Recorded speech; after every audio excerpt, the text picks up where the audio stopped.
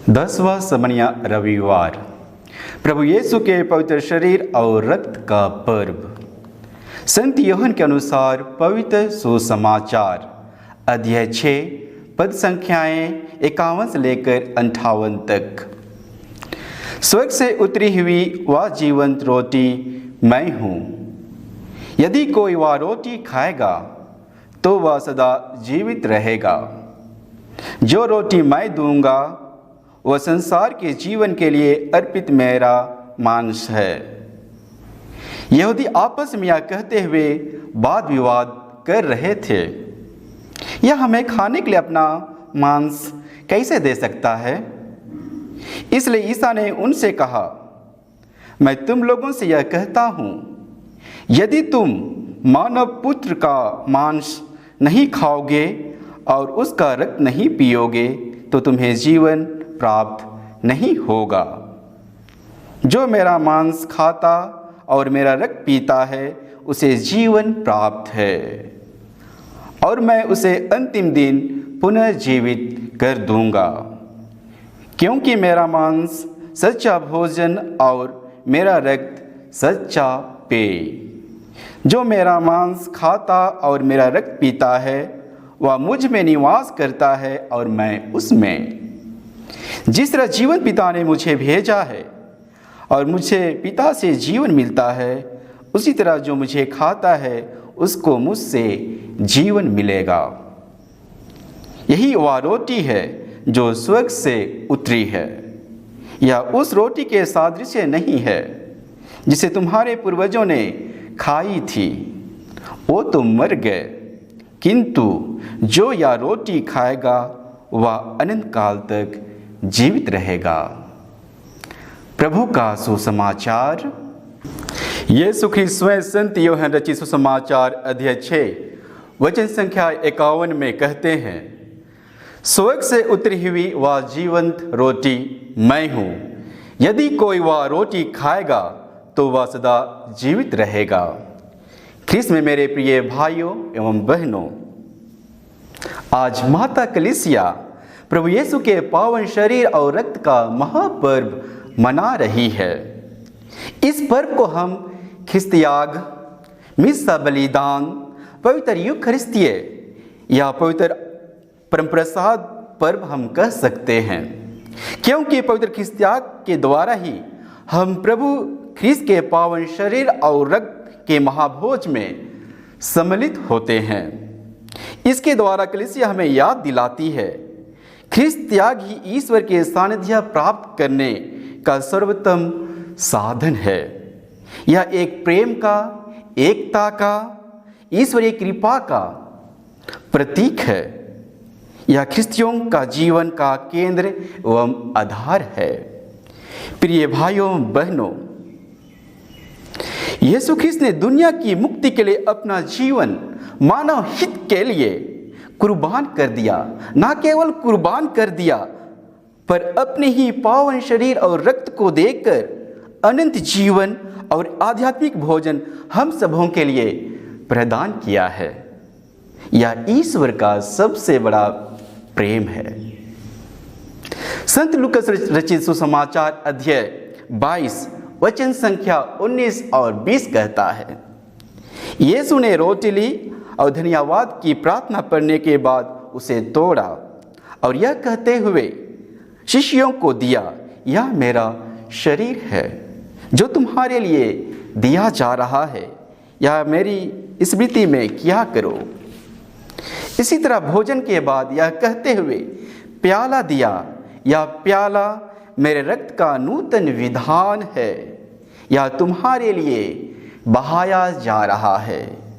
इससे यह स्पष्ट है कि प्रभु यीशु रोटी एवं दाखरस के माध्यम से हमें अपने शरीर और रक्त प्रदान करते हैं। यह यीशु ख्रीस्त का सबसे बड़ा उपहार हम सबों के लिए है। हम सभी साधारण रोटी या भोजन से परिचित हैं, जिसे हम रोज दिन भूख लगने पर खाते हैं और अपनी भूख मिटाते हैं। पर यीशु साधारण रोटी की बात नहीं कहते हैं। प्रभु यीशु ख्रीस्त स्वर्ग की रोटी, अनंत जीवन की रोटी जो हमें अनंत जीवन, अनंत रोटी प्रदान करती है, उसके बारे में प्रभु यीशु ख्रिस्त कहते हैं। इसलिए आज के सुसमाचार के माध्यम से स्वयं प्रभु यीशु ख्रिस्त कहते हैं, स्वर्ग से उतरी हुई वह जीवंत रोटी मैं हूं। प्रभु यीशु ने स्वयं इस सत्य को सरल और स्पष्ट शब्दों के द्वारा अपने शिष्यों को समझाया। संत यूहन्ना रचित सुसमाचार अध्याय 12 वचन संख्या 45 कहता है, जिसने मुझे देखा है उसने पिता को देखा है। इसी तरह से उन्होंने संत यूहन्ना रचित सुसमाचार अध्याय 10 वचन संख्या 30 में कहता है, मैं और पिता एक हैं। प्रभु ने इस तथ्य को समझाने के लिए यहूदियों से कहा, स्वर्ग से उतरी हुई जीवंत रोटी मैं हूं। देखिए, संत यूहन्ना रचित सुसमाचार अध्याय 1 वचन संख्या 1 कहता है, आदि में शब्द था, शब्द ईश्वर के साथ था और शब्द ईश्वर था। किस तरह से ईश्वर अर्थात शब्द बनकर नाज़रेत के यीशु के रूप में प्रकट हुआ। ईश्वर के अनादि शब्द ने मानव बनकर हमारे बीच निवास किया और मनुष्य की हर कमजोरी, हर परिस्थिति और हमारा संघर्षपूर्ण जीवन, हमारी समस्याएं, हमारे दुख तकलीफ, हमारे पापों को अपने ऊपर ले लिया। इसलिए प्रभु यीशु ख्रिस्त स्वयं कहते हैं, स्वर्ग से उतरी हुई रोटी मैं हूं। हम देखते हैं यहूदी आपस में यह कहकर वाद विवाद कर रहे थे कि यह हमें खाने के लिए अपना मांस कैसे दे सकता है। वे प्रभु की बातों पर विश्वास नहीं किए और प्रभु को छोड़कर वे चले गए। पर प्रभु यीशु ख्रिस्त विचलित नहीं हुए, वे अपनी बातों से नहीं मुकरे और जो अपना कार्य करना था उसको वे किए।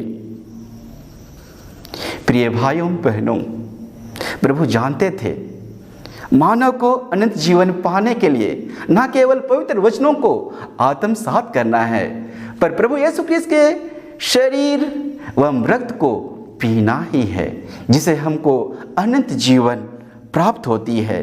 ये जीवन देने वाली रोटी है, ईश्वरी रोटी है, स्वर्ग से उतरी हुई ये जीवंत रोटी प्रभु यीशु ख्रिस्त स्वयं है, जो हमारे बीच में निवास किया, हमारे साथ रहा और हम सबों को अपने जैसा अनुभव करने का ये मौका दिया और अपने ही शरीर और रक्त को हम सबों को पान कराया है। आइए हम सभी यीशु ख्रिस्त के कथनों पर मनन चिंतन करें, जिसे प्रभु ने स्वयं कहा है, यदि तुम मानव पुत्र के मांस नहीं खाओगे और उसका रक्त नहीं पियोगे तो तुम्हें जीवन प्राप्त नहीं होगा। जो मेरा मांस खाता और मेरा रक्त पीता है उसे अनंत जीवन प्राप्त है और मैं उसे अंतिम दिन पुनर्जीवित कर दूंगा, क्योंकि मेरा मांस सच्चा भोजन और मेरा रक्त सच्चा पेय है। प्रभु के इन कथनों के ध्यान में रखते हुए जब हम ख्रिस्त याग में सम्मिलित होने का हमें मौका मिलता है, हम उचित तैयारी से प्रभु के शरीर और रक्त को ग्रहण कर अनंत जीवन हम प्राप्त करेंगे। इस बात को लेकर संत पौलुस कहते हैं, जोर देकर कहते हैं, जब आप लोग यह रोटी खाते और यह प्याला पीते हैं तो प्रभु के आने तक उनकी मृत्यु की घोषणा करते हैं। इसलिए जो अयोग्य रीति से रोटी खाता या प्रभु का प्याला पीता है वह प्रभु के शरीर और रक्त के विरुद्ध अपराध करता है। अपने अंतःकरण परीक्षा करने के बाद ही मनुष्य वह रोटी खाए और वह प्याला पिए। प्रिय भाइयों बहनों, हम सभी आज प्रभु के पावन शरीर और रक्त का पर्व मना रहे हैं। ऐसे मौके पर हमारे लिए मनन चिंतन के कुछ प्रश्न हैं। इस प्रश्नों को मनन चिंतन कर हम अधिक गहराई से ख्रिस्त के पावन शरीर एवं रक्त के रहस्य को हम समझ पाएंगे और योग्य रीति से इसे ग्रहण कर पाएंगे। पहला, क्या आज हम उचित तैयारी से प्रभु के पावन शरीर एवं रक्त को ग्रहण कर रहे हैं? दूसरा, आज हम किस स्वभाव, किस मन दिल से, किस स्थिति में प्रभु के पावन शरीर एवं रक्त को ग्रहण कर रहे हैं। तीसरा, क्या हम सभी ख्रिस्तीय प्रभु भोज या मिसा बलिदान में भाग लेने के लिए एवं प्रभु यीशु ख्रिस्त के पावन शरीर एवं रक्त को ग्रहण करने के लिए ललायित हैं?